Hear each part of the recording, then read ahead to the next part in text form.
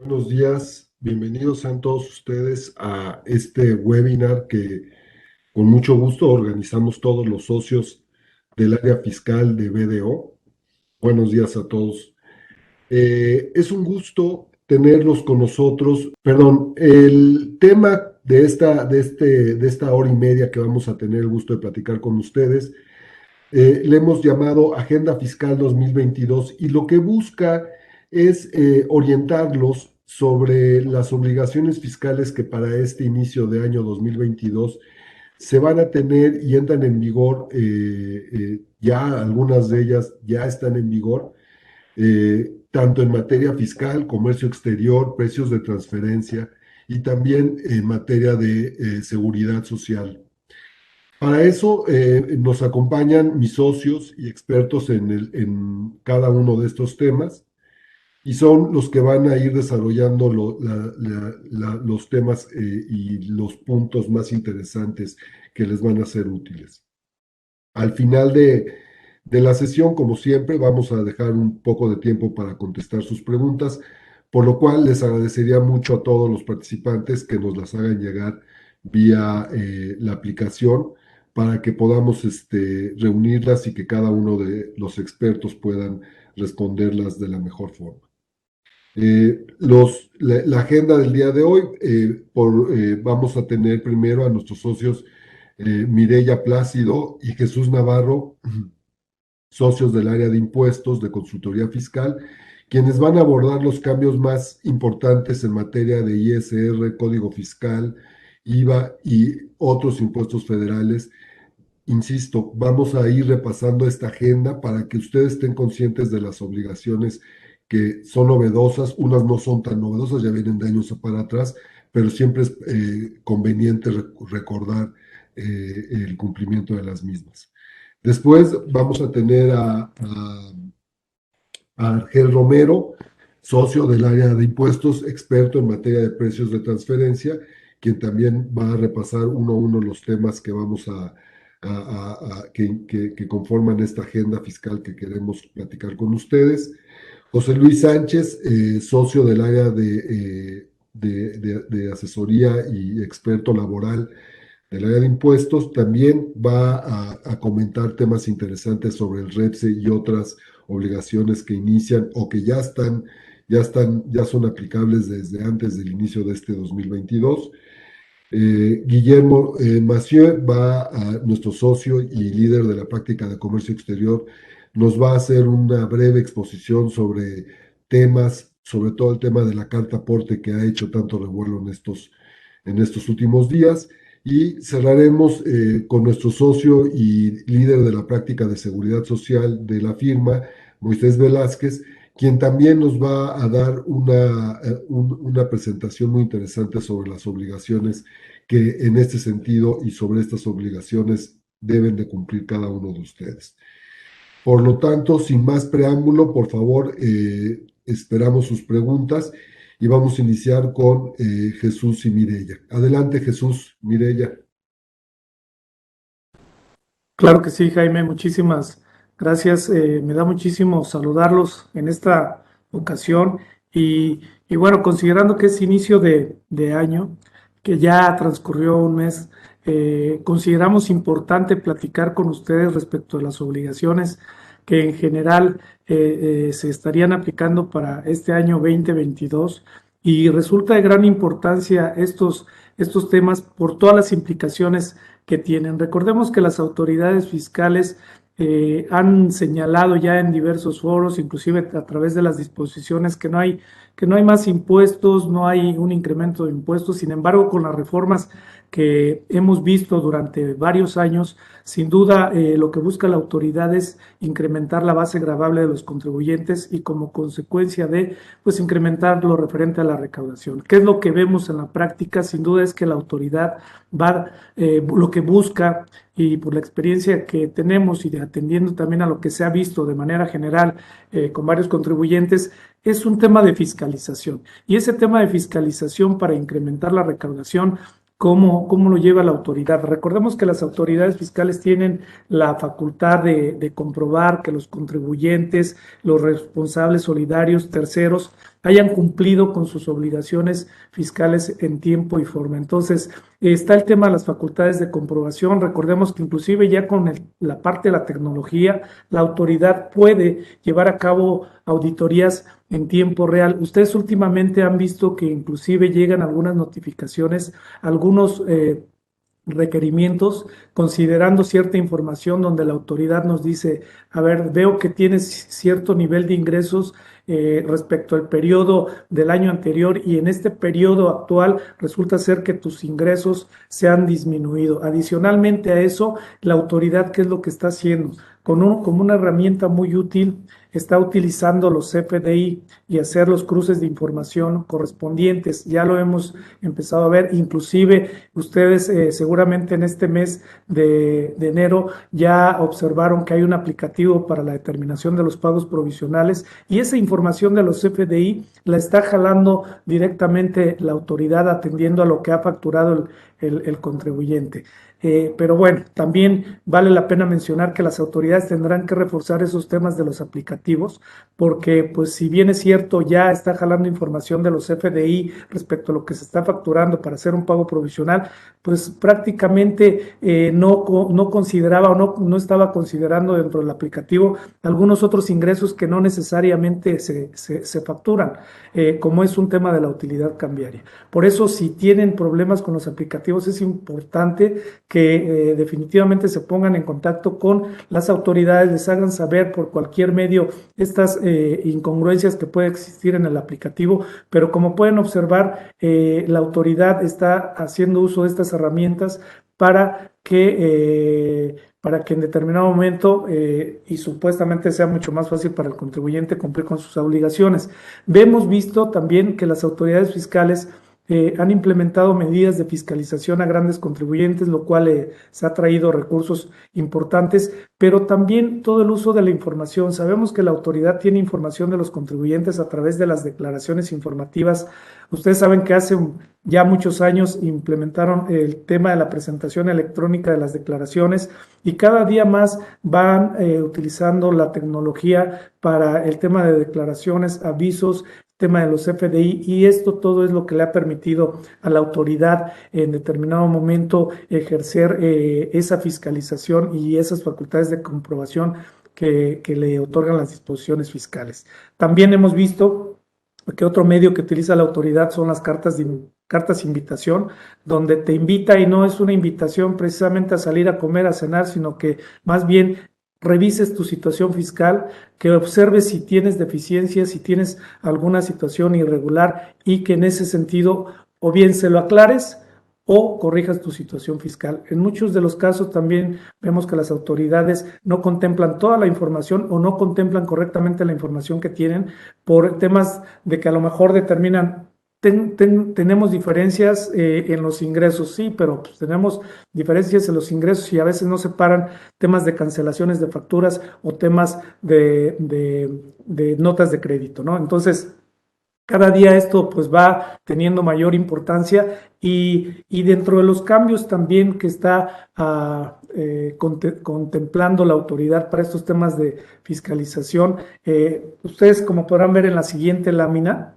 en la siguiente diapositiva, se han implementado algunas reformas a diversas disposiciones fiscales. Recordarán ustedes que México participa muy activamente con ciertos organismos como es la OCDE, donde hay ciertas recomendaciones que esas instituciones han hecho a nuestro país y las autoridades mexicanas antes muchas veces han estado inclusive en discusión y las autoridades fiscales ya están implementando esas situaciones. ¿Y por qué lo están implementando? Porque pues realmente hay algunos abusos por parte de los contribuyentes, es por ello que se incorpora al Código Fiscal de la Federación una regla general antiabuso y por eso lo veo como obligación y que tomemos en cuenta estos nuevos conceptos, el tema de la razón de negocios, el tema del beneficio fiscal directo o indirecto y el tema de la recaracterización, porque a través de estas disposiciones las autoridades estarán analizando en determinado momento si un acto jurídico realmente de llevarse a cabo como debió haberse hecho, pues resultaría más gravoso en materia de impuestos, ¿no? Es decir, oye, a lo mejor con esta implementación que estás haciendo, con esta operación que supuestamente me dices que hiciste, resulta ser que la operación no es real. Y creo yo que es un tema importante a considerar. Sin duda, creemos que en la medida en que las operaciones son transparentes, son reales, que van acorde con la actividad del contribuyente, sin duda pienso yo que no van a tener ningún problema, pero como siempre insisto también en la parte de que no es suficiente en la actualidad el contar con un CFDI, el contar con un contrato, el contar con un pago, ¿no? Y contar inclusive con cierta documentación. Ahora se tiene que demostrar a la autoridad con la documentación soporte si hay algún pago, alguna prestación de servicios, sobre todo en el tema de intangibles, si realmente se están prestando esos servicios, ¿no? Entonces, debemos trabajar muchísimo en estos temas. La parte de la razón de negocios, pues oye, si no tenemos un beneficio económico y nada más estamos buscando un beneficio fiscal, pues ya va a ser un foco rojo para la autoridad, que bueno, si bien es cierto, no es de manera inmediata, sí es cierto que primero la autoridad tendrá que ejercer sus facultades de comprobación y determinar si se tiene que recaracterizar alguna operación o no. Entonces, hay algunos otros temas. Si estamos cambiando, por ejemplo, de residencia fiscal, hay la obligación de presentar un aviso y en tanto no se presente ese aviso, pues la persona física va a seguir siendo residente para efectos fiscales en México. Entonces, la autoridad le está apostando muchísimo a estos temas de revisar pues a conciencia estas situaciones, obligaciones, responsabilidades y con base en ello pues determinar, en mi opinión, si hay algún crédito fiscal. Podemos pasar a la siguiente.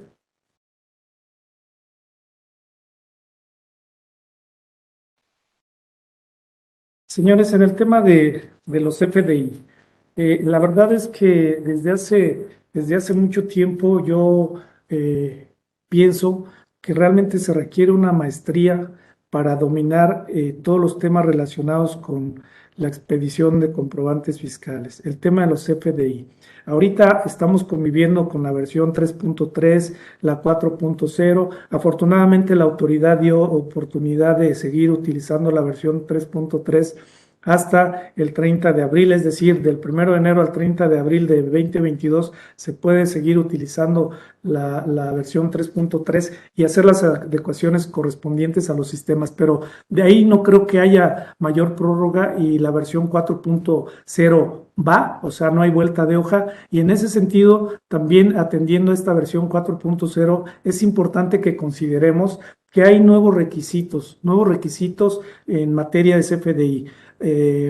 Al respecto, pues bueno, ustedes saben que los FDI sin duda es el documento que cumpliendo con todos los requisitos permitirá a los contribuyentes deducir un gasto y acreditar el impuesto al valor agregado. Entonces, datos que se habían eliminado inclusive en años anteriores, como es el nombre o razón social, para este año, pues ya se está incorporando al Código Fiscal de la Federación el que los comprobantes que se expidan, y ojo, o sea, son los que se expidan y también los que se obtengan para llevar a cabo una deducción o un acreditamiento tienen que llevar el nombre o razón social, el régimen fiscal del contribuyente y también en este sentido es para ambos, ¿no? Tanto para quien expide como para quien está utilizando el comprobante. Hay algunos detalles que si bien es cierto no vienen en el Código Fiscal de la Federación, es un hecho que el código nos remite a las reglas de carácter general que para tal efecto emita el Servicio de Administración Tributaria y a través de esas reglas pues también complementan lo que no se incorporó en la ley. Entonces también hay que atender a estas nuevas disposiciones, a estas nuevas reglas de miscelánea, a este anexo 20 e incorporar estos nuevos requisitos. De hecho, inclusive para quien recibe un comprobante y que pretende deducirlo, también se tiene que colocar el código postal del domicilio fiscal y bueno, es señalar estos requisitos para evitar después algún problema con las autoridades fiscales y es momento de irlo implementando.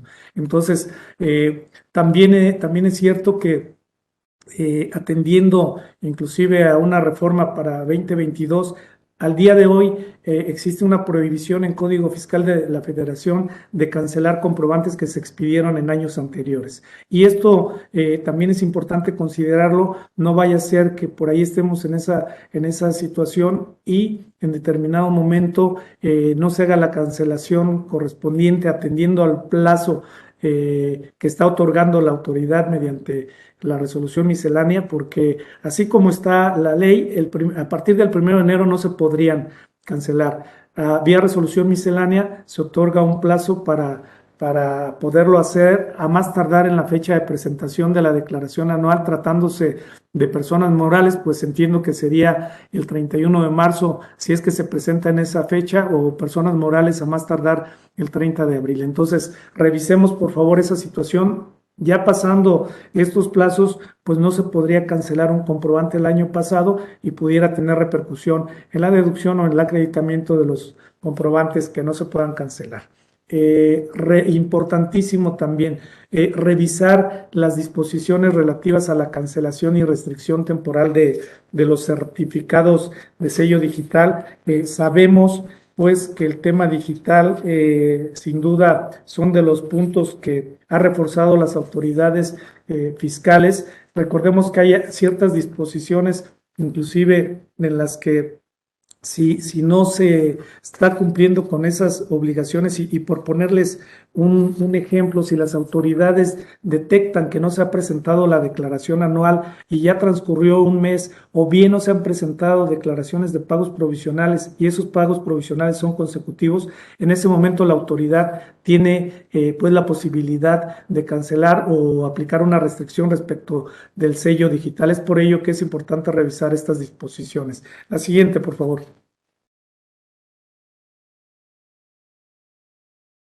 Dentro de los plazos para conservar la contabilidad, también recuerden que hay algunas disposiciones que ya aumentó el número de años a 6 años. Otro dato importante es que y se está incorporando en Código Fiscal de la Federación en relación de las obligaciones de mantener la parte de la contabilidad. ¿Qué pasa con aquellas capitalizaciones de pasivos que bastaba con incorporar en un acta de asamblea, atendiendo si era ordinaria o extraordinaria la capitalización del pasivo? Ahorita no basta con eso, ahorita es necesario pues el tema de la certificación por parte de un especialista para que pueda comprobar que el pasivo realmente existe, que es real, y en ese sentido darle los efectos fiscales al tema de la capitalización que se esté realizando. Y esto es muy importante porque no nada más nos sirve para temas de cuentas fiscales, lo que sería la cuenta de capital de aportación, sino también para otros conceptos que pueden verse afectados por una enajenación de acciones, el costo fiscal de acciones. También por eso es importante y recomendable revisar estas situaciones. La siguiente, por favor. Uno de los puntos que ha llamado la atención es el tema del dictamen obligatorio. Recordarán ustedes que el plazo primero se acortó en términos de Código Fiscal de la Federación al 15 de mayo. Vía resolución miscelánea se establece que sea el 15 de julio de 2022 su presentación. Hay algunos temas que siguen estando ahí en el tintero, en mi opinión, por parte de la autoridad, a pesar de que se le han hecho algunas peticiones para que se otorgue una seguridad jurídica para determinar a qué años es aplicable la obligación del dictamen y seguimos en lo mismo, ¿no? Entonces, hasta ahorita, pues no hay ningún pronunciamiento por parte de la autoridad. Lo que sí vemos es la publicación de la resolución miscelánea, que inclusive consideramos que llega en algunos casos a contraponerse en la misma redacción, atendiendo pues a esta resolución miscelánea. Sin embargo, también vemos que atendiendo a los anexos y temas que tienen que ver con la presentación de la declaración anual, con temas de declaraciones informativas, en ese sentido, pues también vemos que pues atendiendo a estas disposiciones, se puede interpretar que la obligación es para 2022 y también pues es importante analizar este punto, la obligación es del contribuyente y en determinado momento ver si está obligado o no al tema del dictamen y si es para 2022 y continúa optando por dictaminarse en 2021. Algo muy importante y que es de cumplimiento para este 31 de marzo, ya falta poco para que yo concluya mi exposición, es que hay una declaración informativa sobre la situación fiscal del contribuyente que hasta el año pasado nos permitían presentar de manera simplificada, atendiendo a ciertas características, atendiendo a cierto nivel de ingresos, atendiendo a que si tenían nada más operaciones con residentes en el extranjero, pero esa opción de presentar una ICIP simplificada se está eliminando y esto nos lleva a una carga administrativa adicional porque si es una ICIP completa nos piden información comparativa del año inmediato anterior y es información de estados financieros, información de relaciones de costos, de gastos y ciertas integraciones y explicaciones que tenemos que dar en esa declaración informativa. La siguiente, por favor. Ya para concluir con mi exposición, también es importante considerar algunas otras declaraciones que si bien es cierto han tenido cierta controversia con las autoridades y se han interpuesto los medios ante los tribunales correspondientes considerando que esta declaración era inconstitucional y algunos la ganaron, pues la autoridad también ha estado reformando estas disposiciones y que no dejen a un lado esta declaración informativa de operaciones relevantes que tiene que ver con operaciones financieras derivadas, que tiene que ver con ajustes en materia de precios de transferencia y dependiendo también de los montos, la participación en el capital de las sociedades, es decir, se tiene que estar informando a la autoridad el tema de estos conceptos, si hay un cambio de residencia fiscal, reorganizaciones, reestructuras, enajenaciones, aportaciones, etcétera. Por favor, verifiquen por ahí su artículo 31A del Código Fiscal de la Federación y no dejemos a un lado también esa parte de la revelación de los esquemas reportables. Este tema también sin duda es muy importante. Recuerden que se generó a partir del 2020 y se incorpora en la ley con obligación 2021 y bueno, pues hay que estar informando a las autoridades de estos esquemas reportables y adicionalmente a ello otras disposiciones que tienen que ver con temas de intercambio de información a nivel internacional y que de cierta forma coincide con la ley antilavado, es el tema que se incorpora en el Código Fiscal de la Federación de verificar si estamos en algún supuesto de beneficio controlador para informarlo también a las autoridades fiscales, de lo contrario se estarían imponiendo ciertas sanciones y los montos, dependiendo del caso, pues hemos visto que van de 800,000 a 1,000,000 de pesos, entonces, y en algunos otros casos de 500,000, entonces también es importante revisar este tipo de situaciones. Por mi parte, sería todo lo que quería comentar. Me reitero a sus órdenes por si hay alguna duda, alguna inquietud, y si al final también no tenemos tiempo, ya saben que se pueden acercar con todos los socios del área fiscal. Doy paso a mi socia Mireya Plácido para continuar con la exposición. Muchísimas gracias. Buenos días a todos. Muchas gracias, Jesús, por tan importante barrido de las obligaciones en materia de Código Fiscal de la Federación que habrá que cumplir para este 2022. Y como dicen, nunca sabes cuánto es suficiente hasta que el SAT llega y te requiere. Así que, en principio, necesitamos vigilar la forma y los tiempos para dar cumplimiento a todas estas obligaciones fiscales, pero obviamente habrá que atender cada una de las particularidades de las operaciones que estamos llevando a cabo. Esperamos que nuestros comentarios y recomendaciones sean de utilidad. Como ustedes saben, estamos en el primer trimestre del año en el cual habrá que presentar diversas obligaciones fiscales. Sin embargo, hay nuevas obligaciones, como bien señalaba Jesús, derivado de la reforma fiscal que entró en vigor en este ejercicio. Y por ello nos vamos a permitir hacer un repaso de dichas obligaciones en materia de renta y ligeramente en materia de IVA, considerando las consultas y los cuestionamientos que en el día a día nos hacen ustedes, nuestros clientes y amigos.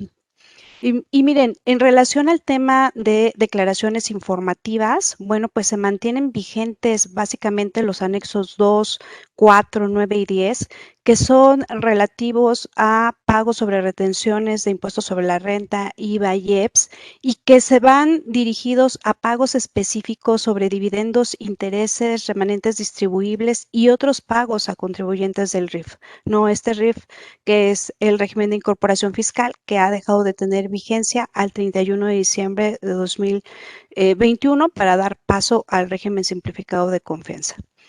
Y por otro lado, habrá que revelar información de fideicomisos y sobre todo de operaciones con partes relacionadas. Hay tres declaraciones que son las informativas, la informativa maestra, la informativa local de partes relacionadas y la informativa anual país por país, que estas ciertamente no tienen cumplimiento a más tardar el 15 de febrero, que sí lo tienen los otros anexos que he señalado, y que tendrán que trabajarse para su presentación a más tardar el 31 de diciembre. Algo importante que hay que considerar para este 15 de febrero, que es el próximo martes, es el aviso por deducción de créditos incobrables. Y recuerden ustedes que hay dos caminos para llevar a cabo la deducción de créditos incobrables. Uno, cuando estos créditos son superiores a 30,000 UDIs, todavía para el ejercicio de 2021 basta con tener la demanda o procedimiento arbitral convenido sin tener todavía la resolución definitiva. Recuerden que el requisito de obtener ya la resolución definitiva que permita demostrar la notoria imposibilidad práctica de cobro se da a partir de 2022. Y el otro camino es cuando estos créditos incobrables son inferiores a 30,000 UDIs y se haya cumplido un año en el que incurrieron en mora, observando obviamente si son con público en general o bien con contribuyentes que realizan actividades empresariales, porque hay obligaciones que derivan dependiendo del tipo de deudor. Bueno, pues el aviso se tendrá que presentar a más tardar este 15 de febrero, pero algo que no debemos de perder de vista es que se da por cumplido el requisito de presentar el aviso cuando se ejerza la opción o bien cuando se esté obligado a dictaminar para efectos fiscales y se informe en el anexo de la conciliación entre el resultado contable y fiscal el monto de dicha deducción. Siguiente, por favor.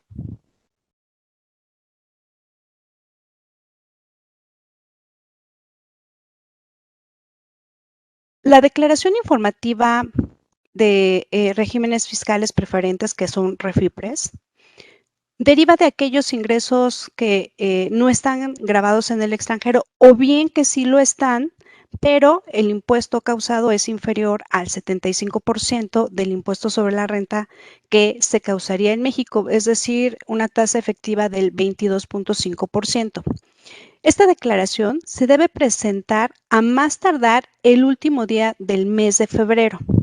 ¿Por qué es importante presentar esta declaración? Porque aquellos contribuyentes que llevan o que obtienen ingresos de REFIPRES, si no presentan la declaración, en principio se considera un delito fiscal. Y recuerden ustedes que en términos de lo que establece el Código Fiscal de la Federación, los delitos fiscales se castigan hasta con pena corporal. 2. Cuando no se proporciona la totalidad de la información que se requiere, la autoridad puede considerar, uno, que dicha declaración no se presentó, es decir, desconoce los efectos de la presentación de la declaración y obviamente eso lleva efectos fiscales y dos, en el peor de los escenarios, reitero, que se pueda considerar como un delito fiscal. Ahora, hay una regla de resolución miscelánea que permite que esta declaración se presente de manera espontánea, siempre que la misma se presente dentro de los 3 meses siguientes a la fecha en la que debió presentarse. Es decir, si la declaración debió presentarse el 28 de febrero de 2022, tengo hasta el último día del mes de mayo para realizar la presentación y que se considere y se le den todos los efectos fiscales que corresponden. Ahora, Ya lo había comentado Jesús, mi socio Jesús, en relación al tema de la declaración anual de personas morales. Hay un nuevo aplicativo en donde en este nuevo aplicativo lo que hay que observar es, se incluyen ya para efectos integrales la declaración por terminación anticipada, la declaración por periodo de liquidación y la declaración final por ejercicio de liquidación. Hay que considerar que en esta declaración ya viene prellenada con la información que la autoridad obtiene propiamente de los CFDIs. Y muchas de las preguntas que ustedes nos hacen es, oye, me llegó una revisión de vigilancia profunda y la autoridad dice que mis ingresos y deducciones en base a los CFDIs que tiene registrado son diferentes a los que yo manifesté en la declaración anual de ese ejercicio o de varios ejercicios, dependiendo del alcance de la revisión de vigilancia profunda. Y lo que hay que entender es, a ver, tenemos que preparar un papel de trabajo donde nosotros conciliemos lo que estamos señalando o manifestando en la declaración, porque obviamente la autoridad fiscal pierde de vista que hay partidas especiales de acumulación, pero que también hay otras deducciones donde no se requiere la emisión de un CFDI. Caso de ingresos, ganancia cambiaria. Momentos de acumulación de los ingresos. Los ingresos no se acumulan solamente por la emisión del CFDI, sino que puede darse por otros motivos. 1, flujos de efectivo. 2, por la prestación del servicio o entrega material del bien. Y por otro lado, en el caso de deducciones, pues tenemos la depreciación, la amortización fiscal, el ajuste anual por inflación. Entonces, cuando nosotros identificamos estas diferencias, es muy fácil conciliarlo. Yo lo que les recomiendo es, ahorita que estamos preparando la declaración anual de 2021, hagamos la conciliación, porque cuando transcurre el tiempo, unos meses, unos años, se nos olvida de dónde salen esas partidas que estamos manifestando en la declaración y es eso, una mera conciliación, tenerlo a mano, a efecto de evitar que la autoridad pueda determinar algún crédito fiscal, porque la autoridad presume, siempre presume, observa diferencias, las determina y obviamente es el contribuyente el que tiene que desvirtuar todas estas diferencias que se manifiestan de la información que la autoridad tiene y de lo que tenemos en nuestra declaración anual. Siguiente, por favor.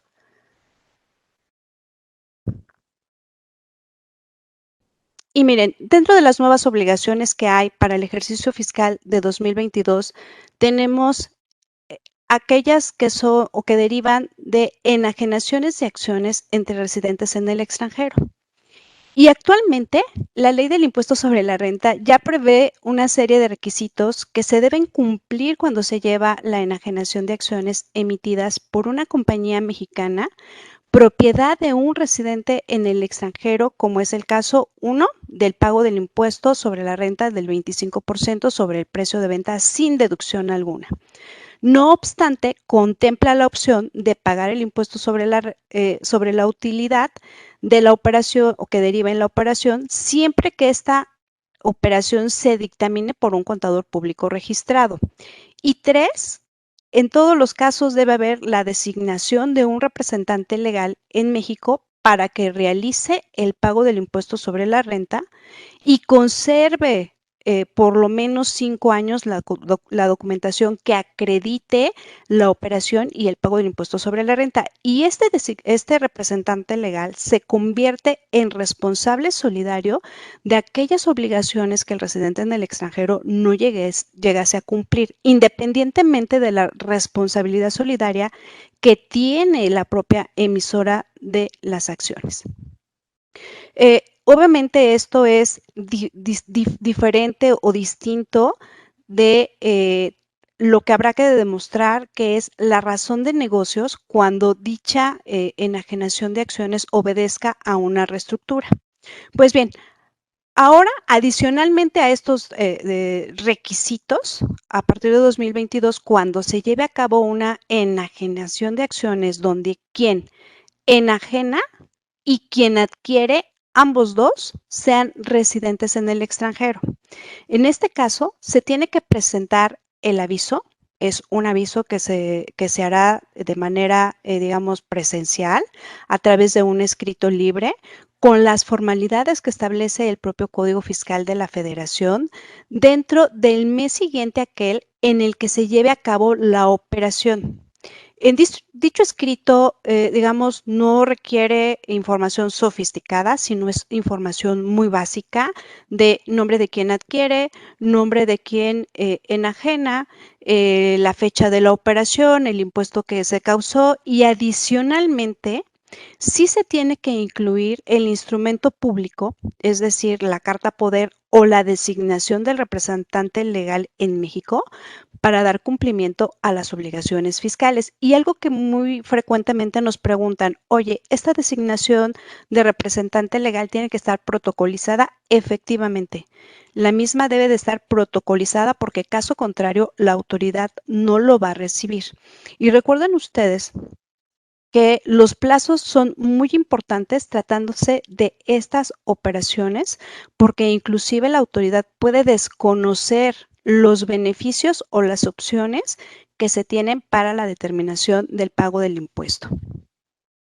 Ahora, uno de los cambios también importantes para 2022 es que si una persona física o moral residente obviamente en México asume o acepta ser representante legal de un residente en el extranjero que obtenga cualquier ingreso fuente de riqueza en México, entre ellos la enajenación de acciones, tiene la obligación de informar a la autoridad fiscal a través de un aviso que se hará igualmente a través de un escrito libre y que este escrito libre se tiene que presentar antes de que venza el plazo del pago del ISR que se origine en la operación. Y voy a poner un ejemplo.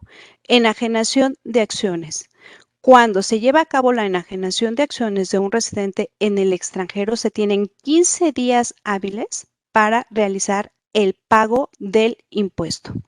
Entonces, algo que es importante adicionar a este aviso es sobre todo, uno, el poder o el documento protocolizado de designación, documentación de fecha cierta, y fíjense ustedes este término, documentación de fecha cierta en la que acrediten cuándo se llevó a cabo la operación, papeles de trabajo de cómo se determinó el impuesto causado en la operación, pero algo que es novedoso, hay que incluir un listado de los bienes propiedad residente de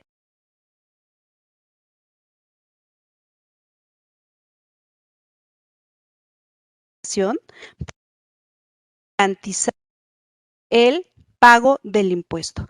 Creo que esto es, como bien lo hemos señalado, información base que la autoridad va a utilizar para ejercer facultades de comprobación.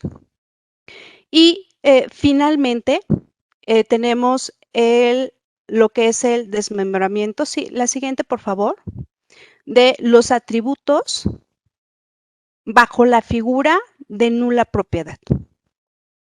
Miren ustedes, este tema es, digamos, un poco complicado porque tenemos algunas consideraciones y la obligación propiamente no la tiene el contribuyente. La obligación de presentar el aviso y de informar la tienen los notarios, los corredores y los jueces y demás fedatarios, pero no solamente son aquellas donde se lleve a cabo la nuda propiedad, sino que el aviso va más allá. Hay que presentar, uno, en el caso de separación de bienes, de consolidación o extinción de los mismos, o cuando una persona moral haya transmitido el usufructo a una nuda propiedad de un bien. Es decir, no solamente los efectos que inician en 2022, sino que puede informar el mismo fedatario público operaciones que se consolidan o que se extinguen en 2022, pero que surgen de años anteriores y con ellos se pueden despertar o abrir las ventanas para que la autoridad pueda ejercer facultades de comprobación. Si bien es cierto, señalaba que este escrito libre tendrá que presentarlo el fedatario público dentro de los 30 días siguientes a la fecha de realización de actos jurídicos, bueno, pues habrá que tomar atención para aquellos contribuyentes que pretendan llevar a cabo alguna modificación de los atributos de la nuda propiedad. Y finalmente, bueno, pues como podrán observar en el cumplimiento de obligaciones fiscales, ya no basta hacerlo de manera correcta, sino que hay que evitar tener malos pensamientos y demostrarle a la autoridad fiscal que se ha actuado de buena fe y que inclusive aquellos avisos donde pueden derivar beneficios contenidos para la minimización u optimización del pago de los impuestos, si van mal requisitados o llevan información, digamos, de manera errónea, bueno, pues la autoridad puede rechazar no solamente el aviso, sino los efectos fiscales. Y me parece que debemos estar atentos a la información que manifestamos, cuidar la forma sin perder de vista el fondo de las operaciones. Creo que hoy estamos en épocas de evitar hacer operaciones que parezcan o que sean buenas y que parezcan malas ante los ojos de la autoridad. Sugiero llevar controles, llevar a cabo conciliaciones para que en caso de una revisión por parte de la autoridad fiscal, bueno, pues tengamos todos los elementos, todos los papeles de trabajo, pero sobre todo toda la documentación que acredite que no hay desviaciones y que no hay mala fe. Por mi parte es todo y les agradezco mucho. Muchas gracias, Mireya, muchas gracias, Jesús. Qué interesantes sus presentaciones. Y me quedo con tu mensaje de no hagamos cosas buenas que puedan parecer malas, sobre todo en una administración tributaria que ha demostrado en los últimos años ser bastante agresiva.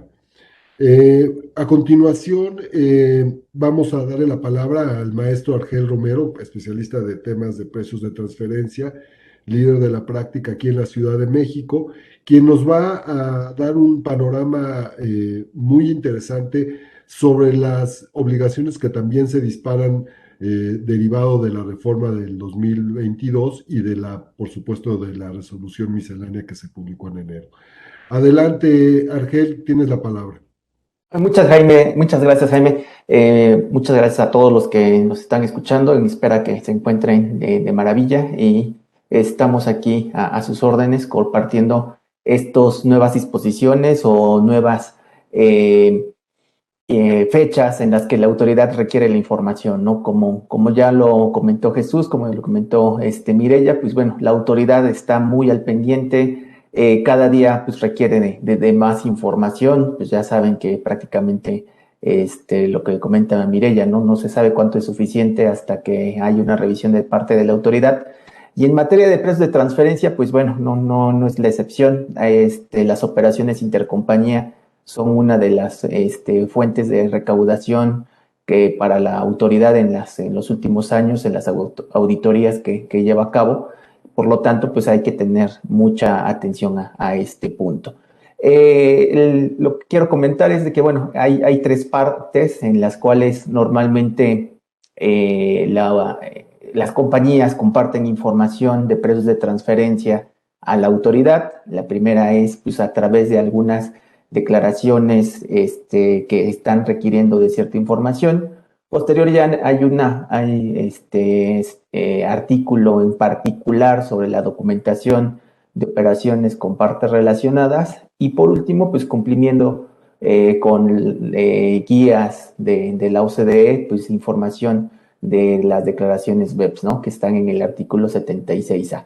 Entonces, en este sentido, pues pasando a la primera parte, nos vamos a ver que hay en por lo menos estas dos declaraciones, información de partes relacionadas, la cual, pues bueno, es la fecha del 31 de marzo, que es tanto la declaración anual. Recuerden que desde hace algunos años, en la sección del estado de resultados, se le comparte a la autoridad pues, aquellas ingresos con partes relacionadas nacionales o extranjeras, el costo y el gasto en la misma naturaleza, ¿no?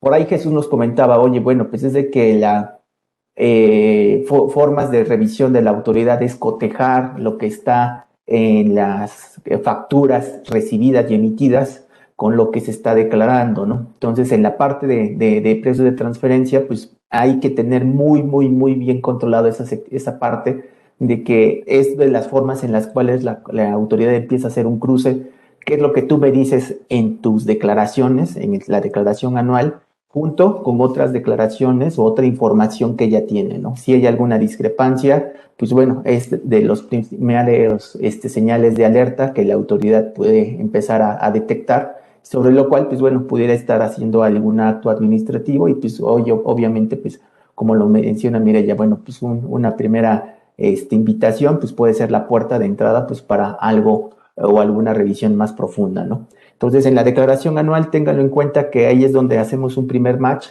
sobre qué es lo que está las operaciones, tanto la parte fiscal o la parte financiera, con lo que se podría estar recibiendo la autoridad en otras declaraciones. Es de nuestro conocimiento que hay ocasiones donde se le coloca a la autoridad, yo tuve operaciones con partes relacionadas en el extranjero, y si no se presenta la declaración informativa con esta información, meses después llega una invitación de la autoridad diciendo, oye, pues tú en tu declaración del 31 de marzo me dijiste que tenías este tipo de operaciones, ¿por qué no me has presentado este anexo 9, ¿no? Que es la forma en la cual se llena, ¿no? Entonces es bien importante que estemos conscientes de que esta información, pues obviamente sea congruente con las demás declaraciones que se pueden presentar. Otra fuente de información o requerimiento de información que hace la autoridad pues es a través de esta declaración sobre la situación fiscal, ¿no? O el llamado ICIF o DICIF. Hay dos secciones particulares de precios de transferencia donde se tiene que plasmar las operaciones, donde preguntan los métodos, si están dentro de los parámetros de mercado, etcétera.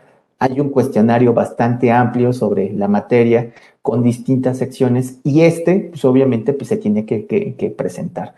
Acá hay una opción de la resolución miscelánea fiscal en la cual a través de uno de los párrafos nos está diciendo que estos dos anexos se pueden presentar posteriormente a más tardar el 30 de septiembre. ¿Por qué se da esta facilidad? Bueno, porque hay ocasiones donde si lo vamos viendo con los cambios que ya hemos platicado en algunos otros foros, es que la documentación de precios de transferencia la autoridad ya requiere que la información sea contemporánea, es decir, si estamos hablando del ejercicio 2022 o del ejercicio 2021, que se esté comparando ese ejercicio contra ese mismo ejercicio de las referencias de mercado, sean comparables, sean tasas de interés, sean tasas de regalías, etc. Entonces, derivado de que en la práctica tener información del mercado o de las referencias de mercado al 31 de marzo es muy complejo, pensamos que es la forma en la que la autoridad da cierto tiempo para que esa documentación esté perfectamente integrada y ya cuente con esta información contemporánea. Entonces, por eso pues amplía que estos dos cuestionarios que son muy específicos, que requieren de un nivel técnico en materia de precios de transferencia elevado, pues se puedan presentar con posterioridad. Por esa situación, pues es bien importante que se esté trabajando de la mano con el consultor de precios pues para saber, oye, si tienes el documento del 31 de marzo o si no lo tienes, bueno, pues se hagan las adecuaciones o se informe en el anexo de información adicional que se está invocando a esta facilidad administrativa para que posteriormente se presente a través de una forma especial. Una información asociada es nuevamente en el tema de CIPRED, como ya lo comentó Jesús, pues bueno, la fecha en la cual tenemos que presentar el dictamen para estas compañías que así lo vayan a hacer es el 15 de julio, ¿no? Obviamente ahí ya hay una información adicional que es el cuestionario del dictaminador en materia de precios de transferencia. Obviamente ahí está haciendo lo que el dictaminador encuentra, lo que el dictaminador tiene que revelar, pues obviamente en ese cuestionario también se tiene que presentar, ¿no? Entonces, en esta parte, bueno, la recomendación es sepamos si se puede presentar todo el 31 de marzo o en su caso, bueno, tenemos la facilidad de presentarlo con posterioridad, ya que el consultor tenga plenamente integrada la documentación. En la siguiente parte, ya que estamos hablando en concreto de la documentación de precios de transferencia, como ustedes saben, está en el artículo 76. Aquí tenemos 3 obligaciones. La primera es de obtener la documentación, la segunda, que está en la fracción 9, la tercera es de presentar información sobre las operaciones y la tercera en la fracción 12, pues es la aplicación de los métodos de precios de transferencia. De acuerdo a la exposición de motivos, bueno, pues se trata de que todas las fechas o todas las obligaciones pues, estén en una sola misma fecha. Anteriormente, como con la redacción decía, oye, pues preséntalo en conjunto con la declaración anual. Ahorita, pues todo el 15 de mayo es la fecha que está plasmada en ley, donde ya nosotros deberíamos de tener el estudio de precios de transferencia, la información para poder presentar esta declaración y la correcta aplicación de los métodos. Sin embargo, la autoridad nos está mencionando en estas reglas donde nos dice que hay una opción para que nosotros, a más tardar el 15 de julio, pues se pueda presentar esta declaración de operaciones con partes relacionadas. Ahorita ya le está quitando lo extranjero, ya se tiene que presentar información tanto de operaciones nacionales como de operaciones con el extranjero y se tiene hasta el 15 de julio para poderlo presentar. Entonces, aquí es donde es nuevamente una fecha importante que debemos de tener en mente. Obviamente, pues estamos todos, pues quisiéramos ya salir de dependientes en estos primeros tres meses. Sin embargo, como ya les comenté, hay ocasiones por el más esfuerzo que podamos hacer, las referencias de mercado tardan cierto tiempo en publicarse, por esa razón debemos de esperar cierto tiempo. Pero pues la recomendación es, bueno, ya que el estudio está completamente concluido, revisado y que está cumpliendo con lo que la autoridad nos está requiriendo, ya se pase a presentar la declaración de partes relacionadas, el famoso anexo 9. Recuerden, ahora el anexo 9 es tanto de operaciones nacionales como del extranjero, entonces esa parte hay que tenerla en mente, porque anteriormente pues el anexo 9 era, para algunos casos, 1, 2 operaciones con partes relacionadas nacionales, había más, ahora pues hay que tener esto también en mente. Entonces esta parte es muy importante. Y por último, ya entrando en algunas declaraciones que nosotros teníamos a final de año, en la siguiente diapositiva podemos ver que regularmente las declaraciones asociadas a las recomendaciones en la materia de parte de la OCDE o las llamadas declaraciones BEPS estaban a final de año. Sin embargo, pues ahorita en ley nos dice que la declaración local se tiene que presentar el 15 de mayo. Nuevamente, por esta facilidad administrativa, la recorre al 15 de julio. Entonces, es decir, el 15 de julio ya debe de estar terminado todo, tanto el estudio de precios de transferencia, el anexo 9 y esta declaración local, pero hay algunos reportes que no están tan asociados a la entidad aquí en México. Por lo tanto, pues da cierto espacio para que se pueda obtener la información, que es el reporte país por país o la declaración maestra, ¿no? que al final pues no se ve afectada la fecha, tenemos hasta el último día del año para poderla presentar. Sin embargo, nuestra recomendación en este sentido es que hay cierta información en la declaración local que tiene que ser consistente con la declaración maestra. Entonces, por lo menos estos 2, 3 secciones que se tiene que haber consistencia, pues trabajarlos al momento, entrar en comunicación con los corporativos en el extranjero, diciendo, oye, yo lo tenía, ya lo tengo que presentar a mitad de año, por lo menos estos 3, 4 puntos, compártemelos para que yo lo pueda presentar en tiempo y forma. Entonces, como pueden ver, ahorita allá en comparación con el año anterior, son nuevas las fechas en las que nosotros tenemos la obligación de presentar esta información. La recomendación es analicen exactamente que la documentación de precios esté alineada con lo que la autoridad quiere, consideren que hay nuevas fechas y que estas nuevas fechas, bueno, ya están plasmadas y que tenemos hasta ese momento, pero que también es importante de que no se nos quede, no se nos pase, porque pues en un parpadeo, como lo mencionaba Jesús, ya se nos fue enero, otro parpadeo viene el 31 de marzo y así sucesivamente. Me pongo a sus órdenes en caso de alguna inquietud, alguna duda que tengan. Muchas gracias por el espacio y estamos a sus órdenes. Muchas gracias. Gracias, Argel. Qué interesante este tema y sobre todo porque de nuevo sigue de la mano del tema de la reforma que se aprobó en noviembre y que no sabemos a ciencia cierta cómo proceder. Me parece que tus sugerencias de considerarlo de acuerdo a la reforma es la parte más conservadora y la que menos dolores de cabeza en algún momento nos va a dar. A continuación, amigos, tenemos a el licenciado José Luis Sánchez, que es el socio de servicios especializados en materia laboral de nuestra firma, quien nos va a hacer también un repaso interesante, sobre todo por el tema del REPSE, que entró en vigor, como saben, el año pasado. Ya se generan varias obligaciones a raíz de esta entrada en vigor y José Luis busca alertarlos a todos ustedes sobre las obligaciones que en materia de REPSE y otras relativas se están dando ya. José Luis, por favor, tienes la palabra. Muchas gracias, Jaime.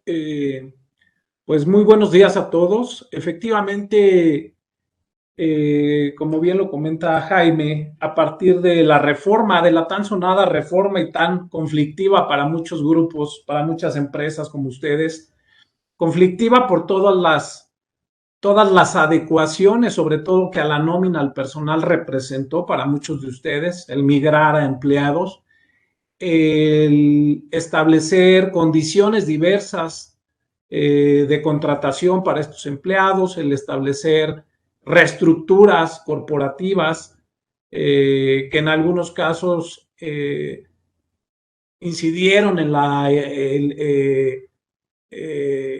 eliminación o dejar de operar con ciertas empresas, en los temas de fusión, etcétera. Bueno, pues después de todo este ajetreo, después de determinar cuál era la mejor forma que tenían para cumplir con las disposiciones establecidas en esta reforma, sobre todo las de carácter laboral y después las de carácter fiscal por todas las incidencias que esto representa, pues viene el tema del REPS, este registro al que están obligadas las empresas o las personas físicas o morales que tengan el carácter de patrón, pero que además presten servicios especializados a sus clientes, ¿no?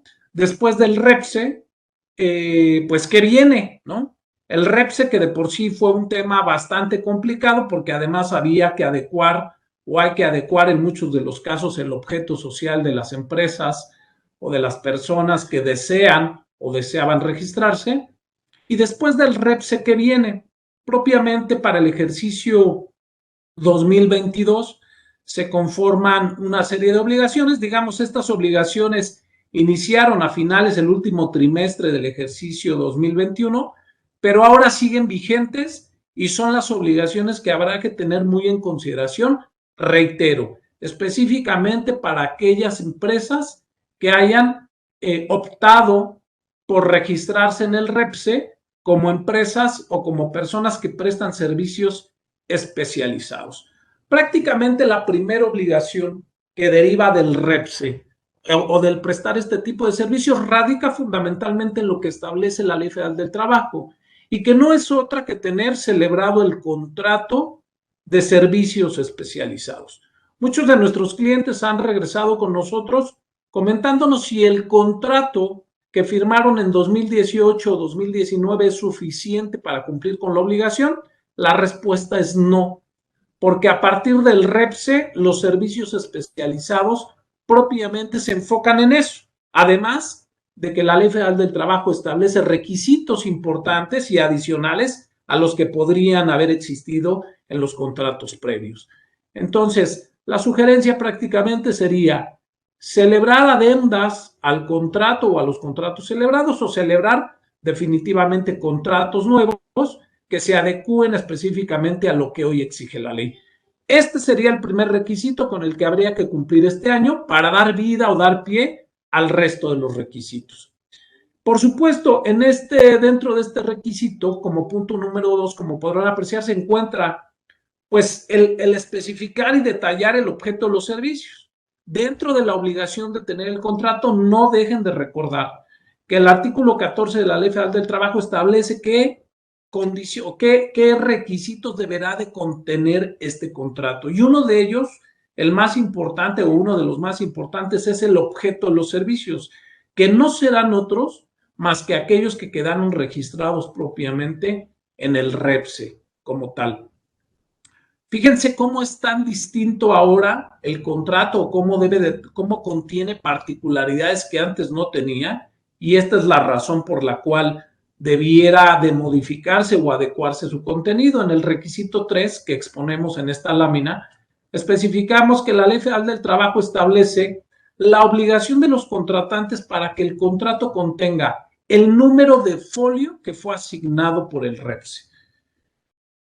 Obviamente y por obvias razones, si ustedes verifican cualquiera de los contratos celebrados antes de la entrada en vigor de la reforma, pues observarán que no va a tener este requisito. Por tanto, el continuar con un contrato que no tenga este requisito equivaldrá a que le falte uno de los requisitos indispensables que establece la Ley Federal del Trabajo, lo que podría originar por parte de la autoridad laboral la determinación del incumplimiento en la elaboración o en el contenido de ese contrato, pudiendo originar sus sanciones o en su caso, ¿no? Peor aún, pudiendo originar la presunción de la autoridad no solamente laboral, sino ahora fiscal, de que no existe un contrato propiamente elaborado para la prestación de los servicios especializados.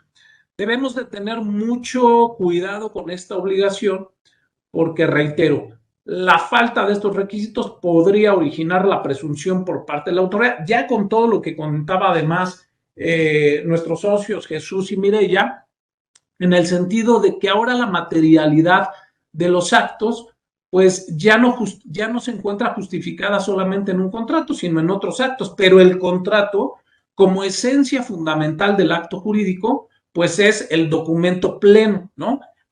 Independientemente de que a le demos otros elementos que sustenten su veracidad, ¿no? Entonces, la importancia de que existe este contrato, pues es sumamente fundamental para este tema. La siguiente, por favor. En el punto número 4 de obligaciones a cumplir, pues por supuesto dice la Ley Federal del Trabajo en su artículo 15, acreditar que el registro se encuentra vigente. Es decir, no basta con que el registro se obtenga, sino que hay que conservarlo vigente. Y ustedes saben que con motivo de todas estas reformas, el incumplimiento no solo a la parte laboral, sino también a la parte de seguridad social o a la parte fiscal, podría incidir en que la autoridad laboral, en este caso la Secretaría del Trabajo, suspenda o cancele el registro específico, y esto puede ocurrir en cualquier momento, ¿no? Es decir, ahora en este marco o en este marco de coordinación que ya existía por parte de las autoridades fiscales y laborales, pero que ahora se robustece con esta reforma, Si hubiera algo, alguna falla, algún incumplimiento en todo este marco regulatorio a cargo de quien tiene el registro, sin duda ese incumplimiento repercutirá en el REPS. Entonces, otro de los requisitos a cumplir es que el registro o verificar que el registro esté activo, ¿no? Que se encuentre vigente. De nada servirá tener el registro si no se encuentra vigente. Ese acto propiamente celebrado con esa persona para la prestación de servicios especializados será relativamente nulo. Otro requisito importante a cumplir en este documento fundamental es el número aproximado de trabajadores. Reitero nuevamente, de ahí la importancia que tengamos un contrato especialmente relacionado con los servicios especializados o una adenda que haya hecho estas adecuaciones al contrato con el que ya veníamos trabajando. Porque este contrato debe de contener el número aproximado de trabajadores que van a intervenir en el servicio especializado. Por ende, el no contar con este requisito conllevaría igualmente al resto a invalidar o a la presunción por parte de la autoridad laboral o fiscal de que este contrato no es válido para los fines que fue celebrado o para los fines o para sustentar básicamente la facturación o los servicios que se están prestando. La siguiente, por favor.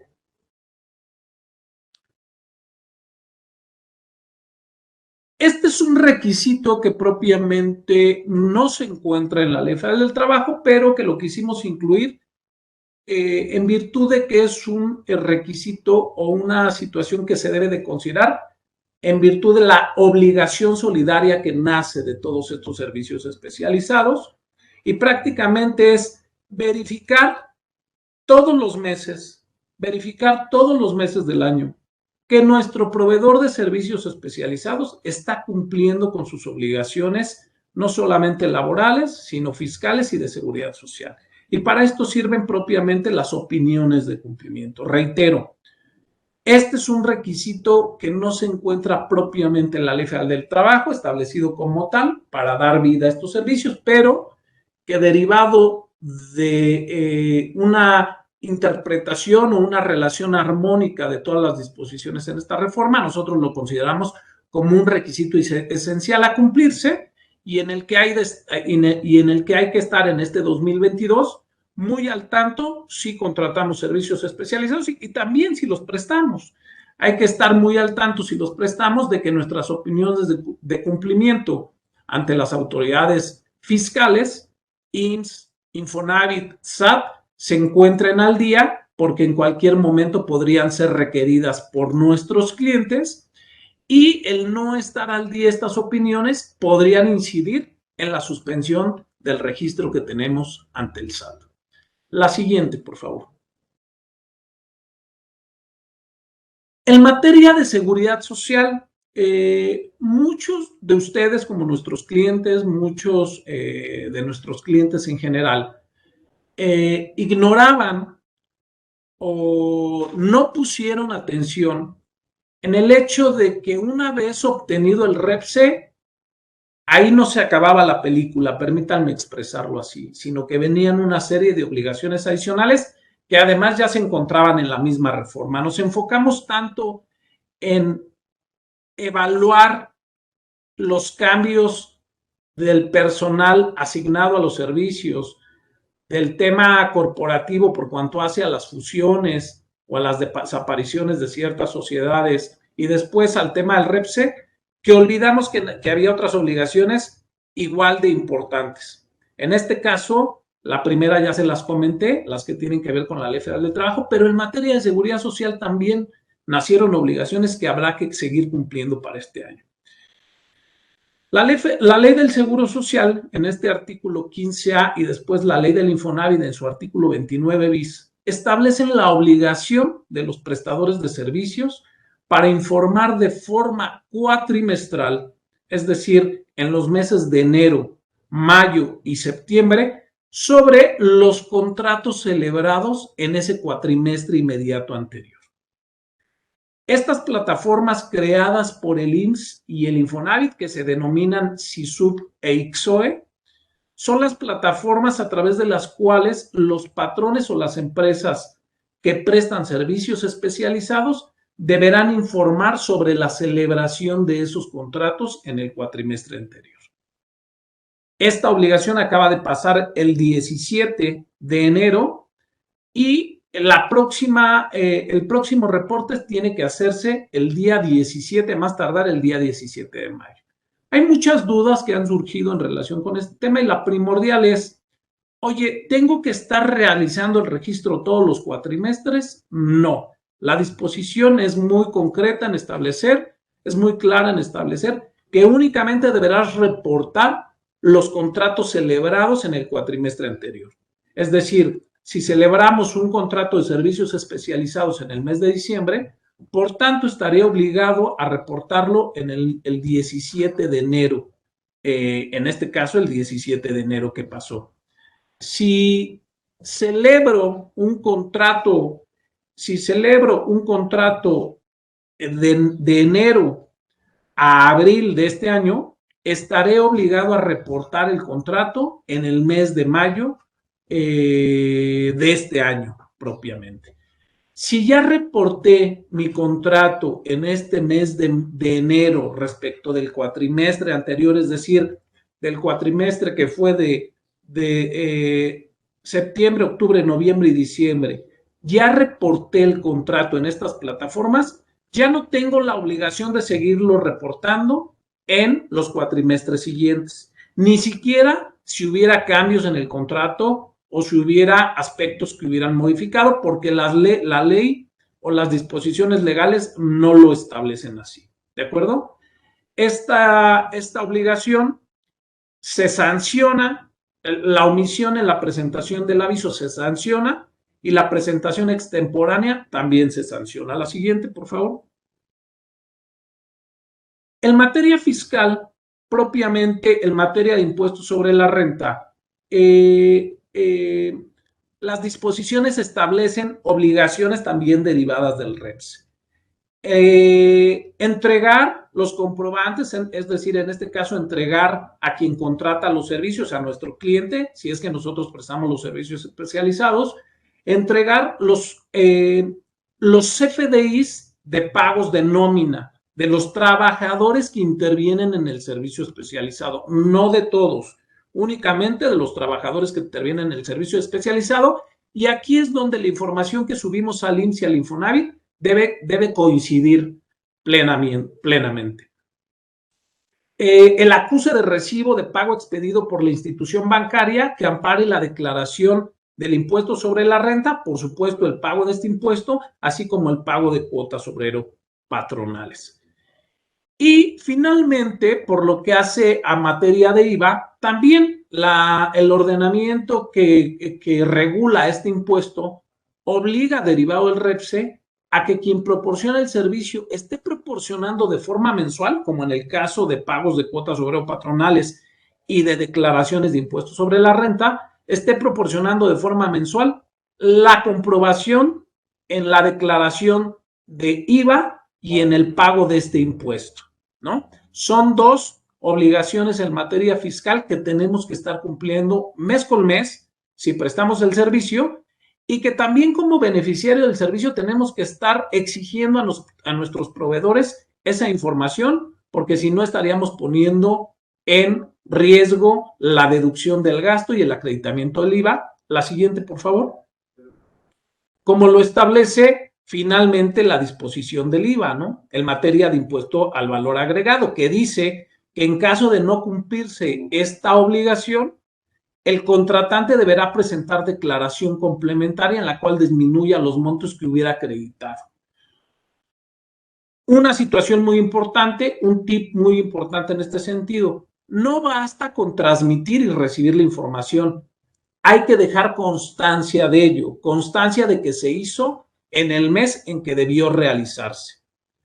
Prácticamente estas son las obligaciones que de forma general, que ahora las dijimos muy rápido en estos 13, 14 minutos, pero que como verán ustedes son obligaciones importantes. Habrá que mirar cada uno de los casos en específico, pero bueno, para eso estamos los socios del área fiscal, para atender en cualquier momento cualquier duda que tuvieran en relación con este tema. Muchas gracias por su atención. Gracias, Jaime. Gracias, José Luis.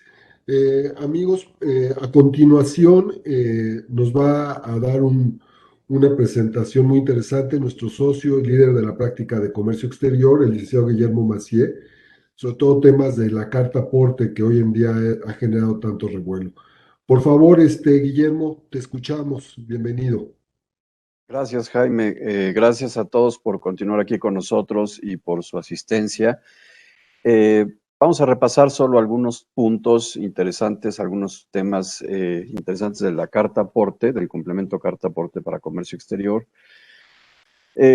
Como ustedes saben y como hemos ido viendo a lo largo desde el año pasado y este año, ha habido prórrogas que no dejan de haber, y al parecer la última o el prórroga vence el 31 de marzo de este año, es decir, se nos termina el periodo de transición y van a empezar sanciones y multas, pero bueno, ese cantar ya lo conocemos y ha ido cambiando con el paso de los meses. Esperemos que al final esto suceda, o mejor que no suceda, porque nos ha traído algunos temas de complicaciones administrativas y demás. Pero en fin, pensando que ya vamos a entrar en materia con esto el 31 de marzo, ya con sanciones y con multas, pues pasemos a algunos temas que son meramente recordatorios.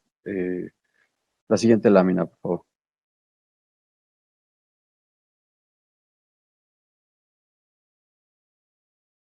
¿Quiénes están obligados a emitir facturas?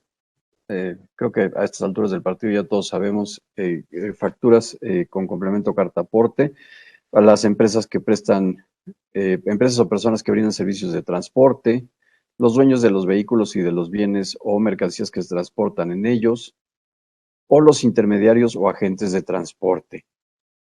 ¿Qué tipo de complemento? Siguiente lámina, por favor. Vamos a tener que emitir, de acuerdo a cada uno de los supuestos o hipótesis en los que nos vayamos ubicando, vamos a tener que emitir o un complemento de tipo traslado o un complemento tipo ingreso. Traslado de un bien de un lugar a otro dentro del territorio nacional. ¿Quién lo emite? El dueño de la mercancía. Lo emiten terceros intermediarios de transporte. Siguiente, por favor. O sea, los agentes del transporte. El complemento carta aporte tipo ingreso. Lo emiten las personas dedicadas al servicio de transporte terrestre de carga que circulen en carreteras federales por vía férrea, marítimo, aéreo, fluvial. Se requiere para amparar la prestación del servicio de transporte y la tenencia o estancia de las mercancías en el traslado. Bueno, nos sirve no solo para acreditar la tenencia de la mercancía en el traslado, también nos sirve para amparar en términos de comercio exterior y de la ley aduanera la legal importación, tenencia o estancia de la mercancía en territorio nacional. Siguiente, por favor.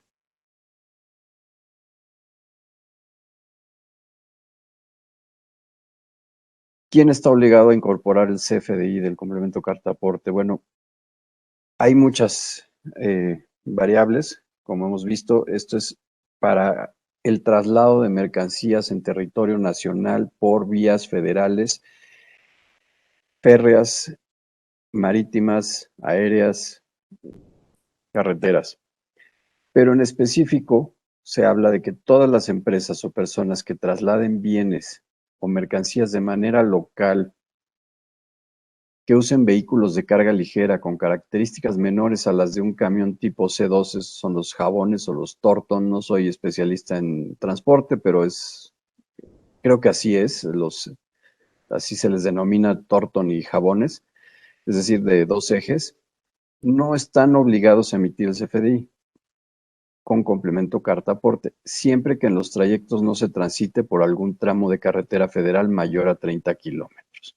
Aquí ya tenemos algunas excepciones que podemos ir analizando. Si mi camión no es tipo, es menor a un C2 y pues ya no necesito emitir un complemento carta aporte.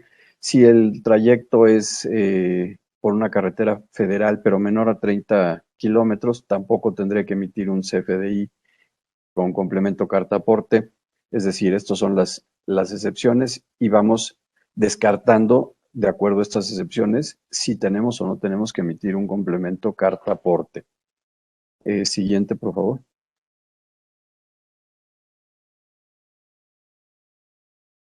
Tramo federal o local. Se ha ido aclarando que se considera un tramo de jurisdicción federal la distancia que se recorre en una carretera a cargo del gobierno federal. Es decir, si es una carretera estatal, un camino local, no tenemos que emitir un complemento carta aporte. Como decíamos, si además no recorremos más de 30 kilómetros, a pesar de que es una carretera federal o a cargo del gobierno federal, tampoco tendremos que emitir un complemento carta aporte. Si voy en un camión menor a un Torton, a un C2, tampoco tengo que emitir un complemento carta aporte. Tampoco se consideran tramos de jurisdicción federal cuando los vehículos circulen dentro de las aduanas, aeropuertos, puertos marítimos o terminales ferroviarios de conformidad con las disposiciones aplicables. Es decir, todos los traslados de mercancía que se hagan dentro del aeropuerto, dentro de una aduana, no se consideran, a pesar de que están en territorio federal, como jurisdicción federal para efectos de la emisión de un complemento carta aporte. ¿Qué es un tramo local? Cuando el traslado de los bienes y mercancías se realiza dentro de una comunidad, estado, entre estados del territorio nacional, siempre que no implique transitar por alguna carretera federal. Y nuevamente, volvemos a las excepciones.